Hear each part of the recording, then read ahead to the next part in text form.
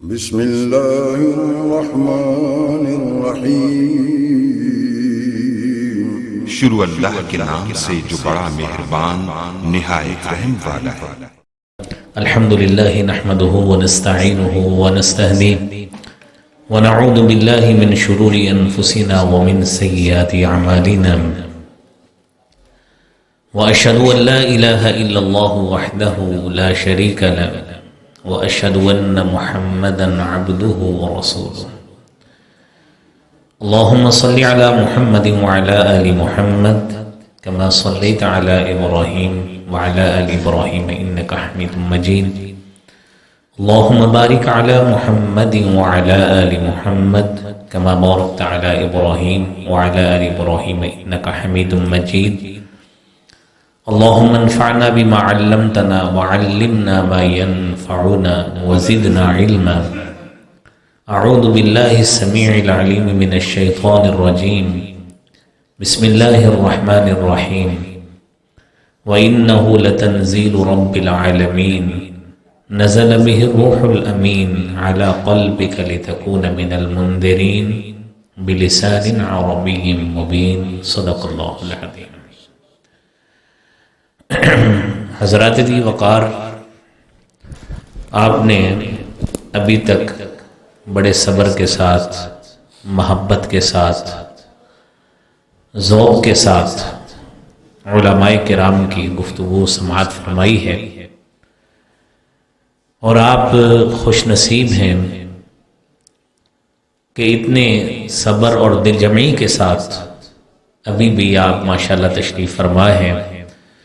اللہ کریم آپ کی یہ محبت جو قرآن سننے، قرآن کے حوالے سے بیان سننے، مسجد میں بیٹھنے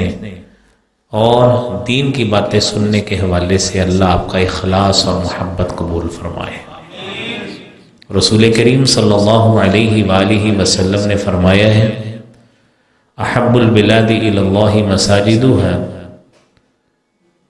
کہ اس وقت جہاں پہ آپ بیٹھے ہیں یہ روئے زمین کی سب سے بہترین جگہیں ہوتی ہیں جو اللہ کی مساجد ہیں، لہذا آپ ذوق سے بیٹھیے۔ مختصری انشاءاللہ بات کریں گے کیونکہ ساتھی تھک گئے ہیں کافی باتیں سن کے۔ تو میں آپ کے سامنے رسول کریم صلی اللہ علیہ وآلہ وسلم پر نازل ہونے والے قرآن کے مختلف 4 مراحل آپ کے سامنے پیش کرتا ہوں۔ آپ نے ابھی قاری صاحب سے عظمت قرآن کے حوالے سے گفتگو سماعت فرمائی ہے۔ اللہ کریم جس طرح عظمت انہوں نے بیان کی ہے، اللہ کریم واقعتاً ہمارے دلوں میں اس کو اتار دے اور اس قرآن کے ساتھ ہمارا تعلق مضبوط بنا دے۔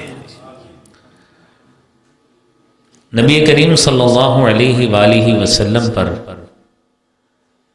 جو قرآن نازل ہوا ہے، اس کا آغاز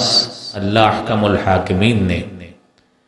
تفسیر القرطبی کی روایت کے مطابق پہلی وحی اقرأ بسم ربک الذی خلق وہ نازل فرمائے۔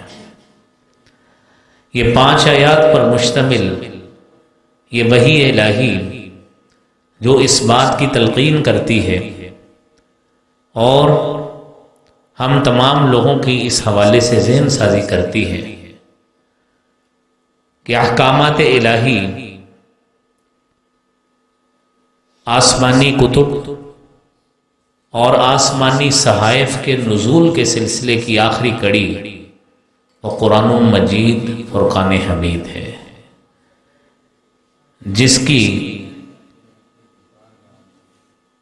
جس وحی کا آغاز اللہ رب العالمین نے ان 5 آیات کے ساتھ کیا ہے۔ اس سے قبل اللہ رب العالمین نے 3 آسمانی کتب اور 315 صحائف نازل فرمائے۔ 315 رسول ٹوٹل انبیاء اور رسل ہیں جن کو اللہ تعالیٰ نے آسمانی کتب اور صحائف جو ہیں وہ دیے ہیں، بشمول رسول اکرم صلی اللہ علیہ وآلہ وسلم کے۔ آپ صلی اللہ علیہ وآلہ وسلم کو جب آپ پہ وحی اتری ہے تو یہ وحی کا پہلا سلسلہ ہے، قرآن کا پہلا سلسلہ ہے، پہلا مرحلہ ہے۔ جب حضرت جبریل امین علیہ الصلوۃ والسلام اللہ رب العالمین سے قرآن لے کر آئے اور جناب محمد الرسول اللہ صلی اللہ علیہ وآلہ وسلم کو آ کے قرآن سنایا ہے، اور یہی آیات آپ نے ابتدا میں سماعت فرمائی ہیں۔ وَإِنَّهُ لَتَنزِيلُ رَبِّ الْعَالَمِينَ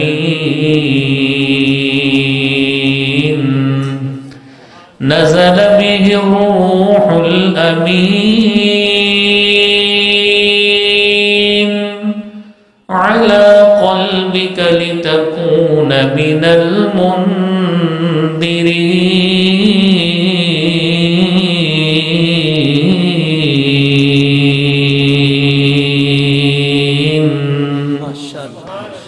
یہ اللہ رب العالمین کی طرف سے قرآن نازل شدہ ہے، اور تنزیل کا صیغہ اس بات پہ دلالت کرتا ہے کہ یہ رب العالمین کی طرف سے ایک ہی لمحہ میں نہیں بلکہ بتدریج نازل ہوا ہے۔ اور اس کے نزول کا جو اللہ رب العالمین نے سلسلہ بنایا ہے وہ حضرت جبریل امین علیہ الصلوۃ والسلام کے ذریعے بنایا اور نازل کیا اس قلب اطہر پر، علی قلبک، اے نبی صلی اللہ علیہ وسلم آپ کے دل پر، لتکون من المنذرین، تاکہ آپ اس قرآن کے ذریعے، اس کے پیغام کے ذریعے لوگوں کو عذاب علیم سے، عذاب مہین سے لوگوں کو ڈرائیں۔ اور قرآن کہتا ہے ما ارسلنا من رسول الا بلسان قومہ، ہم نے جو بھی رسول بھیجا ہے اس قوم کی زبان میں بھیجا ہے جس قوم کی طرف اس رسول کو بھیجا، اور جو کتاب بھی نازل کی ہے وہ بھی اس قوم کی زبان میں نازل کی ہے۔ نبی کریم صلی اللہ علیہ وآلہ وسلم کا تعلق عرب معاشرے کے ساتھ تھا، تو رسول اللہ صلی اللہ علیہ وآلہ وسلم پر نازل شدہ قرآن بھی عربی زبان میں تھا، جس کی تصدیق سورہ شعراء کی آیت کرتی ہے بلسان عربی مبین، کہ اس قرآن کو اللہ رب العالمین نے واضح عربی زبان میں نازل کیا ہے۔ اس کے نزول کے دو حصے، ایک حصہ وہ ہے جو اللہ احکم الحاکمین نے ہجرت مدینہ سے قبل نازل کیا ہے، اور ایک حصہ وہ ہے جو ہجرت مدینہ کے بعد نازل کیا ہے۔ ہجرت مدینہ سے قبل نازل ہونے والا حصہ 86 مکی صورتوں پہ مشتمل ہے، اور سلسلہ یہ تھا حضرت جبریل امین علیہ الصلوۃ والسلام آپ پر قرآن کی وحی نازل کرتے، رسول کریم صلی اللہ علیہ وسلم آپ کے پیچھے قرآن پڑھتے، جبریل پڑھاتے، آپ پیچھے پڑھتے، اور جس طرح جبریل آپ کو آ کے سکھاتے تھے آپ اسی طرح ہی اگلے دن صحابہ کرام کو قرآن سناتے تھے۔ اور یہ قرآن کو سننے کا سلسلہ، عرب لوگ لکھنے پہ اعتماد نہیں کرتے تھے، جس طرح آپ صلی اللہ علیہ وسلم نے حضرت جبرائیل سے قرآن سنا ہے، اللہ رب العالمین نے اسی نظام کو آگے اسی طرح چلایا۔ جناب محمد الرسول اللہ صلی اللہ علیہ وسلم اسی طرح ہی صحابہ کو قرآن سناتے، اور صحابہ بھی آپ کے پیچھے اسی طرح پڑھتے تھے جس طرح آپ جبریل کے پیچھے پڑھتے تھے۔ ایک لمحہ ایسا بھی آیا کہ آپ صلی اللہ علیہ وآلہ وسلم نے جلدی جلدی پڑھنے کی کوشش کی کہ شاید قرآن مجھ سے کہیں بھول نہ جائے۔ اللہ تعالیٰ نے آپ سے دو وعدے کیے، پہلا وعدہ سورہ اعلیٰ میں کیا، سَنُقْرِئُكَ فَلَا تَنْسَى إِلَّا مَا شَاءَ اللَّهُ، ہم ان قریب آپ کو قرآن کی ایسی تعلیم اور تلاوت سکھائیں گے، لا تنسا، آپ بھولیں گے نہیں۔ اور تاریخ اس بات کی شاہد ہے، احادیث آپ سنتے ہیں، علماء کو سنتے ہیں، آپ نے نماز پڑھی، نماز ساری زندگی پڑھائی، نماز میں بھولنا صحیح بخاری کی حدیث کے مطابق ثابت ہے کہ آپ نے کم رکعتیں پڑھا دی، لیکن قرآن کا بھولنا ثابت نہیں ہے، کیونکہ اللہ نے آپ سے وعدہ کیا ہے لا تنسا، آپ قرآن کی قرات کو نہیں بھولیں گے۔ سبحان اللہ۔ اور دوسرا وعدہ سورۃ القیامہ میں، لا تحرک به لسانك لتعجل به إن علينا جمعه وقرآنا فإذا قرأناه فاتبع قرآنه ثم إن علينا بيانه لا تحرك به لسانك۔ اے نبی صلی اللہ علیہ وسلم اپنی زبان کو جلدی کی غرض سے حرکت مت دیجئے۔ اِنَّا عَلَيْنَا جَمْعَهُ، اس قرآن کو جمع کرنا بھی اور اس کو پڑھانا بھی ہماری ذمہ داری ہے۔ اللہ رب العالمین نے اس ذمہ داری کو اس انداز سے نبھایا ہے کہ اس وقت سے لے کر آج 1444واں سال ہے ہجرت مدینہ کو ہوئے قرآن کے حفاظ آپ کو بیسیوں نہیں، سینکڑوں نہیں، ہزاروں نہیں، لاکھوں کی تعداد میں روئے زمین پر ملیں گے جو قرآن کے علم کو تھامے، اپنے سینوں میں محفوظ کیے، اس میسج کو اور اس پیغام کو آپ کے سامنے حقیقی مظہر اس کا پیش کر کے نظر آئیں گے۔ اِنَّا نَحْنُ نَزَّلْنَا الذِّكْرَ وَإِنَّا لَهُ لَحَافِظُونَ۔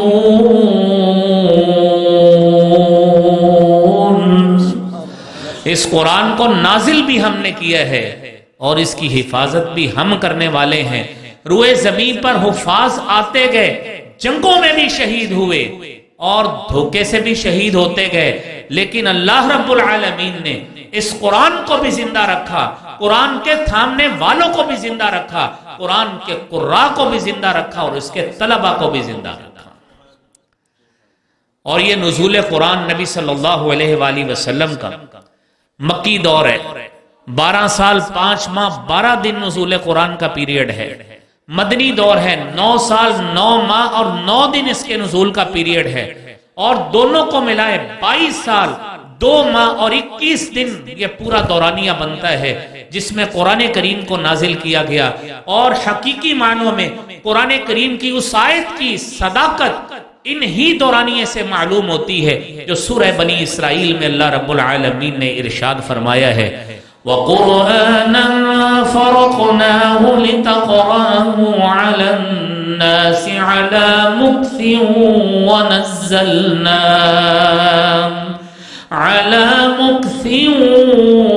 وَنَزَّلْنَاهُ تَنزِيلًا۔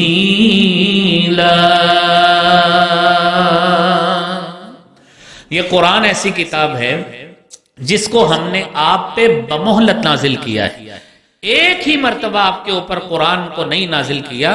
بتدریج نازل کیا۔ آپ اس کو اسی طرح ہی بمہلت پڑھے۔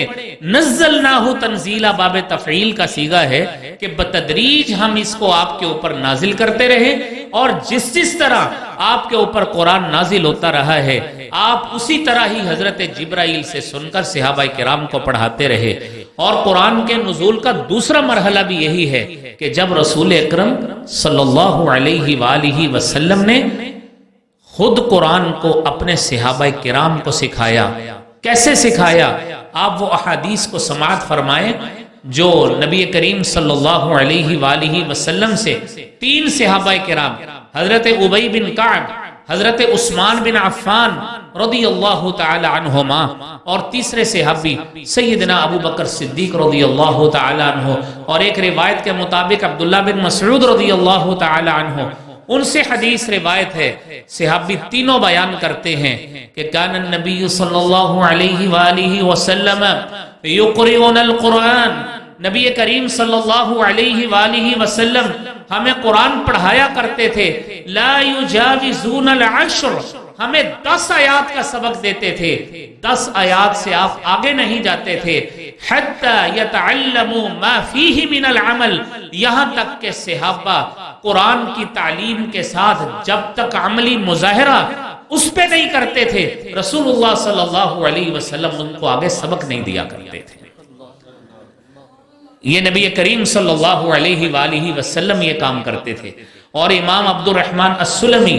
رضی اللہ تعالی عنہ قرآن کے حوالے سے صحابہ کرام میں امام مشہور ہیں، خود بیان کرتے ہیں کہ رسول اللہ صلی اللہ علیہ وآلہ وسلم واقعتاً ہمیں 10 آیات ہی سبق دیا کرتے تھے، جب تک ہم 10 آیات کو آپ کو سناتے نہیں تھے اور ان پر اپنی زندگی میں عمل نہیں کر لیتے تھے، رسول کریم صلی اللہ علیہ وسلم ہمیں آگے سبق نہیں دیا کرتے تھے۔ آج ہمارے قراء مدارس میں پڑھاتے ہیں، ہمارے علماء حفاظ کرام جنہوں نے آج اس قرآن کا دین کا علم تھاما ہے، قرآن کا سبق دیتے ہیں، سارا دن بیٹھ کر بچوں کو قرآن پڑھاتے ہیں، ایک ہی لمحے والدین کسی کے آتے ہیں اور آ کے قاری صاحب کے ساتھ بدتمیزی کریں گے، بیسیں گے، اتنی دیر ہو گئی ہے بچہ سبق نہیں یاد کرتا۔ انہیں یہ بات کا علم نہیں ہے کہ جب تک بچہ سبق نہیں یاد کرے گا اس کی زندگی میں اس کا عکس نظر نہیں آئے گا، یہ روحانیت کا علم اس کے اندر کبھی بھی نہیں ٹھہر سکتا۔ یہ روحانی علم اس کے اندر کبھی بھی نہیں آئے گا جب تک اس کی زندگی میں قرآن کا عملی نقش نظر نہیں آئے گا، اس کے کردار سے اس کی جھلک اور مہک نہیں آئے گی، وہ بچہ قرآن کے علم کو کبھی بھی نہیں سیکھ سکتا۔ نبی کریم صلی اللہ علیہ وآلہ وسلم کے اس دور میں انصاری صحابہ میں سے 70 صحابہ کرام نے قرآن کریم کو یاد کیا، حفظ کیا، اور انہی صحابہ کرام میں سے ہجرت مدینہ کے 36 مہینوں بعد سفر کے مہینہ میں جب ایک قبیلے کے لوگ آئے، نبی کریم صلی اللہ علیہ وآلہ وسلم سے کہا کہ ہمیں قرآن پڑھانے کے لیے کچھ قراء بھیج دیجئے۔ آپ نے 10 لوگوں کا وفد بھیجا، ان ظالموں نے ان میں سے 8 قراء کو بیر معونہ کے پاس جا کے شہید کر دیا۔ وہ یہی انصاری صحابہ کے قراء تھے، لیکن قرآن اس کی تعلیم رکی نہیں ہے۔ آپ تصور کرتے رہیے کہ آج ہمارے پاس جو رنگین قرآن اور آرٹ پیپر پہ چھپا ہوا قرآن اور اتنا خوشنما اور نفیس کاغذ پہ طبع شدہ قرآن آج ہمارے پاس موجود ہے، اس کے پیچھے صحابہ کرام کا خون شامل ہے، اس کے پیچھے صحابہ کرام کی وہ قربانیاں شامل ہیں جنہوں نے اپنا خون دیا ہے، اپنا اس میں خون دے کے، جانیں دے کے آج اس قابل ہم ہوئے ہیں کہ اس قرآن کو اپنی سہولت کے ساتھ موبائل سے بھی نکال لیتے ہیں، دنیا میں جس کونے میں بھی موجود ہو اپنی مرضی کے صفحات، اپنی مرضی کی لائنیں، 13 سطری ہو، 14 سطری ہو، 16 سطری ہو، جس طرح کا چاہے ہم قرآن اس میں موبائل سے، کمپیوٹر سے نکالنے پڑھنے لگ جاتے ہیں، اور یقینی بات ہے اس کا ثواب ان صحابہ کرام کے خون کی وجہ سے ان تک ضرور پہنچتا۔ قرآن کا تیسرا مرحلہ امام بخاری رحمت اللہ علیہ نے صحیح بخاری میں حضرت براء بن عازب سے روایت کی ہے، امام ابو اسحاق کی سند کے ساتھ بیان کرتے کہ ابتداء میں تیسرا مرحلہ قرآن کے حوالے سے سنیے کہ رسول اکرم صلی اللہ علیہ وآلہ وسلم نے قرآن کریم کا یہ تعلیم کا سلسلہ جب آگے بڑھایا ہے تو تیسرا مرحلہ وہ ہے جب صحابہ نے صحابہ کرام کی تربیت اور تعلیم دی۔ پہلا مرحلہ حضرت جبرائیل نے نبی کو سنایا، دوسرا مرحلہ نبی صلی اللہ علیہ وسلم نے صحابہ کو پڑھایا، تیسرا مرحلہ وہ ہے جب صحابہ کرام نے آگے اپنے دوسرے صحابہ کرام اور عوام الناس کو قرآن کی تعلیم دی ہے۔ وہ کیسے دی ہے؟ نبی کریم صلی اللہ علیہ وآلہ وسلم نے جب بیعت عقبہ اولیٰ ہوئی ہے، ثانیہ ہوئی ہے، سب سے پہلے آپ نے سیدنا حضرت مصعب بن عمیر رضی اللہ تعالی عنہ اور ان کے ساتھ سیدنا عبداللہ ابن ام مکتوم رضی اللہ تعالی عنہ دونوں کو مدینہ میں بھیجا کہ ہمارے آنے سے پہلے لوگوں کو قرآن کی تعلیم سے روشناس کراؤ تاکہ لوگوں کو علم ہو سکے کہ اللہ رب العالمین کے آخری نبی جناب محمد مصطفیٰ صلی اللہ علیہ وسلم کو دی جانے والی کتاب وہ کیا ہے، اس کا پیغام کیا ہے، جا کے اس کے الفاظ اور آیات بینات لوگوں کو جا کے سکھاؤ۔ یہ تیسرے مرحلے کی ابتدا ہے۔ وقت کے ساتھ ساتھ آپ نے دوسری مرتبہ دوسرے دو قاری حضرت بلال رضی اللہ تعالی عنہ، حضرت عمار بن یاسر رضی اللہ تعالی عنہ، ان دونوں کو بھیجا کہ جائیے آپ بھی اسی قافلے میں شامل ہو جائیے۔ اور پھر اس کے ساتھ ساتھ جب فتح مکہ ہوا ہے تو نبی کریم صلی اللہ علیہ وآلہ وسلم نے انہی قراء کی جماعت میں حضرت معاذ بن جبل رضی اللہ تعالی عنہ کو بھی شامل کر دیا کہ آپ جائیے انہی قراء کی جماعت میں شامل ہو جائیے، اور مدینہ منورہ میں جو بھی نیا مسلمان ہوتا ہے، مدینہ منورہ میں جو بھی قرآن سیکھنا چاہتا ہے، سب سے پہلے سب سے بنیادی تعلیم اس کو قرآن کریم کی دی جائے۔ اور یہ 5 قراء کا یہ پورا ٹولہ، پوری جماعت، پورا گروپ تھا جن کی یہ ڈیوٹی تھی کہ مدینہ منورہ میں آنے والے ہر شخص کو قرآن کی تعلیم، بنیادی تعلیم قرآن ہی کی دی جائے گی، اور ہر آنے والے شخص کو یہ قرآن پڑھائیں گے۔ اور مدینہ منورہ میں جس گھر میں یہ موجود تھے اس کو دارالقراء کے نام سے پورے مدینہ میں اس کی شہرت تھی کہ یہاں پہ قرآن پڑھایا جاتا ہے، یہاں پہ قرآن پڑھایا جاتا ہے۔ اور حافظ مغلطائی رحمت اللہ علیہ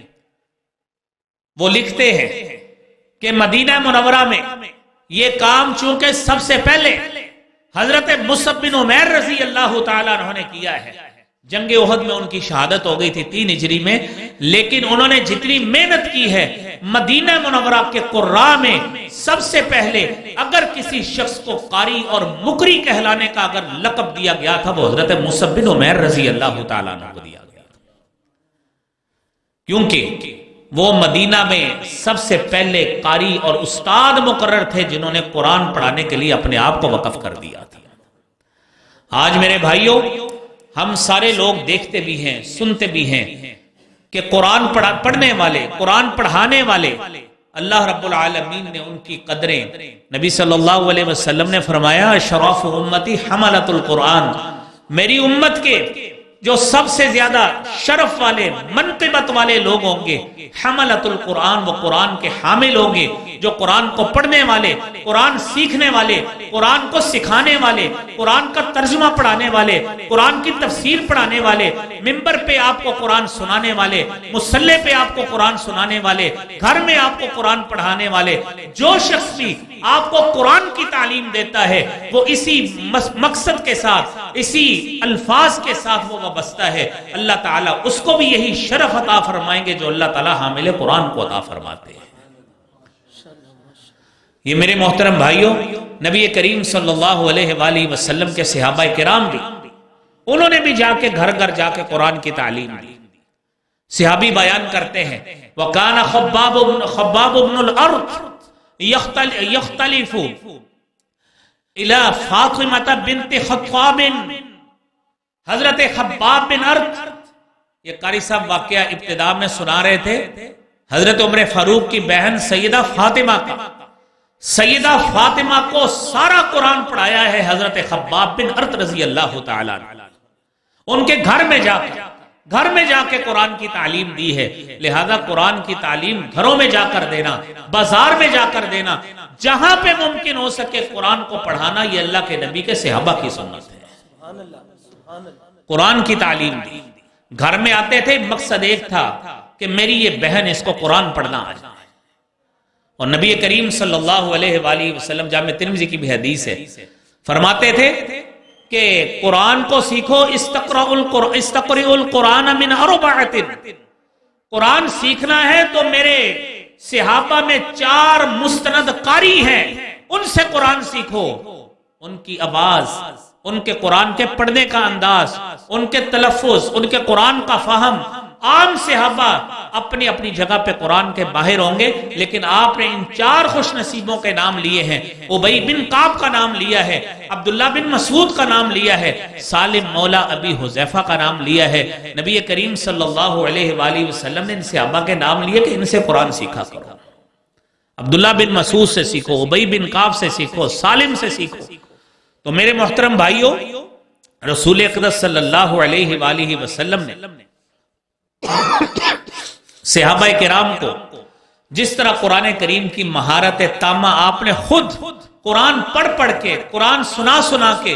ان کو ماہر بنایا، نبی کریم صلی اللہ علیہ وسلم کو خود قرآن یاد کر کے سنانے والوں میں ابی بن کعب ہیں، تمیم داری ہیں، علی المرتضیٰ ہیں، ابو موسیٰ اشعری ہیں۔ یہ وہ صحابہ کرام ہیں جنہوں نے رسول اقدس صلی اللہ علیہ وسلم کے دور میں قرآن کو حفظ کیا تھا، اور انہوں نے قرآن خود نبی کریم صلی اللہ علیہ وآلہ وسلم کو سنایا، صرف مردوں میں سے ہی نہیں،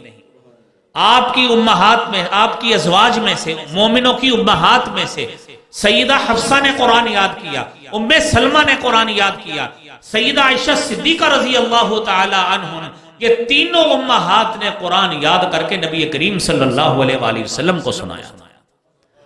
میرے محترم بھائیوں، قرآن کریم جس کے سینے میں آ جاتا ہے وہ سینہ سب سے اعلیٰ ہوتا ہے اور وہ شخص عالم ہوتا ہے۔ میرے نبی صلی اللہ علیہ وآلہ وسلم نے تو اپنی جگہ پہ قرآن کی شان بیان کی کہ الماہر بالقرآن مع السفرۃ الکرام بررہ، کہ قرآن کا ماہر قاری وہ اللہ رب العالمین کے موقر فرشتوں کے ساتھ ہوگا، جس کو قرآن قیامت کے روز کہا جائے گا اقرأ ورتقی ورتل کما کنت ترتل فی الدنیا، کہ آؤ قرآن کو پڑھتے جاؤ، جنت کی سیڑھیاں چڑھتے جاؤ، فَإِنَّ مَنزِلَكَ آخِرَ آیَةٍ كُنْتَ تَقْرَؤُهَا، تیری منزل جہاں پہ قرآن کی منزل ختم ہوگی اللہ نے جنت میں بھی تیری وہی منزل مقرر کر دی۔ اور اسی بنا پہ قرآن کہتا ہے قُلْ هَلْ يَسْتَوِي الَّذِينَ يَعْلَمُونَ وَالَّذِينَ لَا يَعْلَمُونَ انما يتذكر اولو الالباب،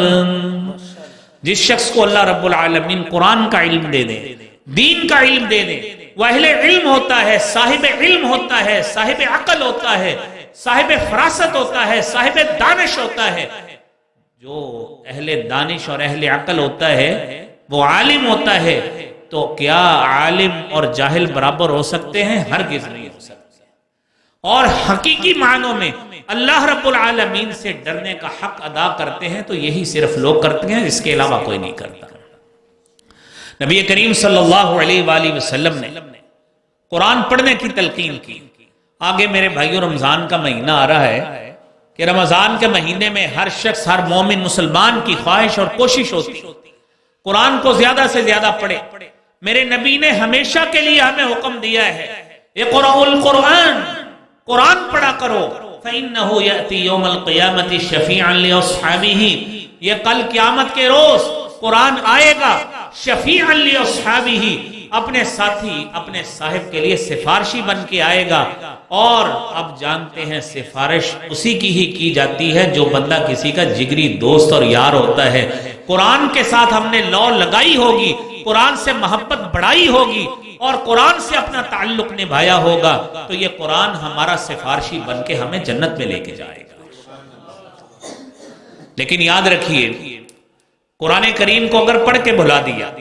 قرآن کا ترجمہ پڑھ کے بھلا دیا، قرآن کا ناظرہ پڑھ کے بھلا دیا، کسی کو 4 صورتیں آتی ہیں اس نے 4 صورتیں پڑھ کے بھلا دی، کسی کو 10 آتی ہے اس نے 10 پڑھ کے بھلا دی، کسی کو سپارہ 2 سپارے آتے اس نے وہ پڑھ کے بھلا دیے۔ تو میرے بھائیوں جہاں پہ اللہ رب العالمین، اللہ کے نبی صلی اللہ علیہ وسلم اہل علم کو، قرآن کے عالم کو خوشخبری جنت کی دے رہے ہیں، وہیں پہ قرآن کو بھولنے والے کے لیے وعید بھی قرآن میں ہی بیان کی گئی۔ من اعرض عن ذکری فإن له معیشة ضنكا ونحشره يوم القيامة أعمى قال رب لم حشرتني أعمى وقد كنت بصيرا قال كذلك أتتك آياتنا فنسيتها وكذلك اليوم تنسى من اعرض عن ذکری، جس نے میرے ذکر سے، میرے قرآن سے منہ موڑا، قاعدہ پڑھا تھا قاعدہ پڑھ کے بھلا دیا، چند صورتیں پڑھی تھی صورتیں پڑھ کے بھلا دی، جس نے سپارہ پڑھا سپارہ پڑھ کے بھلا دیا، وہ بدبخت کیسا ہوگا جس نے پورا قرآن پڑھ کے ہی بھلا دیا۔ میرا رب کہتا ہے جس نے اس ذکر سے اعراض کیا ہے، منہ موڑ لیا ہے، ان لہو معیشتا ضنکا، اس کی معیشت تنگ، روزگار تنگ، چیزیں مہنگی، گھر کا خرچ تنگ ہوگا۔ یہ تو دنیا میں سزا ملے گی، اور آج تصور کیجئے کہیں پوری قوم نے مل کر تو نہیں یہ کام شروع کر دیا جس وجہ سے ساری قوم مہنگائی میں پھنس گئی ہے۔ نحشرہ یوم القیامت اعمی، دنیا میں یہ سزا ملے گی، کل قیامت کا روز ہوگا اللہ کہتے ہیں اندھا کر کے اٹھائیں گے۔ اللہ کریم ہمیں محفوظ فرمائے۔ تو بندہ حیران ہو کے پوچھے گا لما حشرتنی اعمی، اللہ تو نے مجھے اندھا کر کے کیوں اٹھایا ہے؟ وقد کنت بصیرا، مجھے تو بڑا دنیا میں نظر آتا تھا، کاروبار بڑا اچھا کرتا، نوٹ بڑے اچھے گن لیتا تھا، دنیا کے سارے معاملات بڑے خوش اسلوبی سے کرتا تھا۔ میرا رب کہے گا کذالک اتتک آیاتنا، میری آیتیں تیرے پاس آئیں، قرآن آیا تیرے پاس، سارا کچھ قرآن کا میسج بھی آیا تیرے پاس، قرآن کے سپارے بلکہ پورا قرآن موجود، قرآن پڑھانے والے موجود، قرآن سکھانے والے موجود، مساجد موجود، مدارس موجود، اہل عقل و دانش موجود، تجھے وہاں پہ ترغیب دینے والے تیرے والدین موجود، اساتذہ موجود، سارا کچھ ہونے کے باوجود تو نے اس نعمت سے فائدہ نہیں اٹھایا، فنسیتھا، تو اس کو بھول گیا، وَكَذَلِكَ الْيَوْمَ تُنْسَى، آج تیری ہمیں کوئی ضرورت نہیں، ہم نے تجھے بلا دیا۔ لیکن میرے بھائیوں، اس قرآن سے اگر تعلق رکھو گے، اس قرآن سے، صاحب قرآن سے تعلق رکھو گے، اہل دین سے تعلق رکھو گے، اور مساجد والوں سے تعلق رکھو گے، علماء سے تعلق رکھو گے، تو پھر کیا ملے گا؟ میرے نبی صلی اللہ علیہ وآلہ وسلم فرماتے ہیں ان الرجل لترفع درجته فی الجنہ، آپ لوگوں کو خود قرآن پڑھیں، پہلے آگے اولادوں کو پڑھائیں، آگے لوگوں کو ترغیب دیں، دین سکھائیں، مساجد کی صفوں کی بچوں کو زینت بنائیں، ان کو مسجد میں نماز پڑھائیں، مسجد میں لا کے قرآن پڑھائیں۔ جب یہ کام آپ کریں گے، میرے نبی فرماتے ہیں تم مر جاؤ گے، دنیا سے چلے جاؤ گے، تمہارا دنیا میں نام و نشان ختم ہو جائے گا، لیکن جنت میں بھی اللہ تعالیٰ تمہارے درجات کی بلندی کا سامان پیدا کریں گے۔ بندہ حیران ہو کے پوچھے گا انا لی ھذا، میرے لیے یہ درجات کی بلندی کیسے ہو گئی؟ تو اللہ کی طرف سے فرشتے کہیں گے باستغفار ولدک لک، تو دنیا سے آ گیا ہے، تو ایسی نیک اولاد چھوڑ کے آیا ہے، تیرے مرنے کے بعد تیری اولاد جس کو تو مسجد کا نمازی بنا کے آیا ہے، جس کو تو قرآن سکھا کے آیا ہے، جس کو تو دین کا طالب علم بنا کے آیا ہے، اس نے تیرے مرنے کے بعد تیرے لیے استغفار کیا ہے، تیرے لیے بخشش کی دعا کی ہے، اللہ کریم نے اس وجہ سے تیرا درجہ جنت میں بلند کر دیا ہے۔ لہذا بھائیوں، درجات کی بلندی کا سبب پیدا کرنے کے لیے آئیے اس قرآن سے تعلق بنائیں، قرآن کو پڑھیں، قرآن آگے سکھانے والے بنیں، خود پہلے قرآن پڑھیں، قرآن کا ترجمہ پڑھیں، علماء سے تعلق بنائیں، مساجد کی زینت بنیں، مساجد کی صفوں میں آ کر بیٹھیں، اہل علم سے، اہل دانش سے آ کے مشورے کریں، قرآن کی تعلیم حاصل کریں۔ میرے بھائیوں، اسی سے ہی بلندیاں ملیں گی، اسی سے ہی رفعتیں ملیں گی، اسی سے ہی سارا دنیا کا بھی وقار بلند ہوگا اور آخرت میں بھی انشاءاللہ منقبت ملے گی۔ اللہ کریم مجھے بھی، آپ کو بھی، ہم سب کو قرآن کا عالم بعمل بنا دے اور قرآن کو ساری زندگی سیکھنے والا بنا دے۔ ملت الرحم کما ينبغي لجلال وجهك ولعظیم سلطانك، اللهم صل على محمد وعلى ال محمد كما صليت على ابراهيم وعلى ال ابراهيم انك حميد مجيد، اللهم بارك على محمد وعلى ال محمد كما باركت على ابراهيم وعلى ال ابراهيم انك حميد مجيد۔ ربنا ظلمنا انفسنا وان لم تغفر لنا وترحمنا لنكونن من الخاسرين، اللهم يا شافي الامراض اشف مرضانا مرضى المسلمين، اللهم يا شافي الامراض اشف مرضانا مرضى المسلمين۔ اے اللہ بیماروں کو صحت کاملہ عاجلہ عطا فرما۔ اے اللہ کریم ہمارے گھروں میں، ہسپتالوں میں، اعزاء و اقرباء میں، دوست احباب میں، مولا کریم جو صاحب فراش یا بیمار ہیں، کوئی موسمی بیماری کا شکار ہے، کوئی وبائی امراض کا شکار ہے، کوئی جسمانی امراض کا شکار ہے، مولا کریم سب کی مرضوں کو تو جانتا ہے، اللہ صحت کاملہ عاجلہ عطا فرما۔ اے رب العالمین، احکم الحاکمین، ہمارے اساتذہ و مشائخ میں سے، والدین میں سے، اے اللہ اس مسجد کے بانیان میں سے جو بھی فوت ہو کر تیرے پاس پہنچ چکے ہیں، اللہ تعالیٰ انہیں جنت الفردوس میں جگہ عطا فرما۔ اے اللہ میاں طاہر ایوب صاحب کے والدین کو اللہ جوار رحمت میں جگہ عطا فرما۔ اے اللہ ہمارے والدین میں سے، اکابرین میں سے جو فوت ہو کر تیرے پاس پہنچ چکے، اللہ کریم ان کی بشری لغزشوں کو معاف فرما۔ اے اللہ ان کو جنت الفردوس میں جگہ عطا فرما۔ اے اللہ اس کانفرنس کو انعقاد کرنے والے، اس سے تعاون کرنے والے میرے بھائی میری بہنیں جو اس مسجد کی زینت بنے ہوئے ہیں، اللہ کریم ان سب کے لیے بخشش کا سماں پیدا فرما۔ اے اللہ ان سب کے گناہوں کو معاف فرما۔ اے اللہ ان سب کی سیئات سے درگزر فرما۔ اے اللہ رب العالمین مولانا عبد الرحیم صاحب کے والد محترم حاجی محمد صادق صاحب، اللہ کریم ان کو صحت اور سلامتی عطا فرما۔ اے اللہ ان کی زیر سرپرستی یہ ادارہ چل رہا ہے، اللہ اس کو دن دگنی رات چوگنی ترقی عطا فرما۔ اے اللہ جتنے بھی ہم شرکاء یہاں پہ موجود ہیں، اللہ ہمارے گھر میں بار میں، اللہ کاروبار میں عزتوں میں برکتوں کا نزول فرما۔ اے اللہ میاں سہیل یاسین،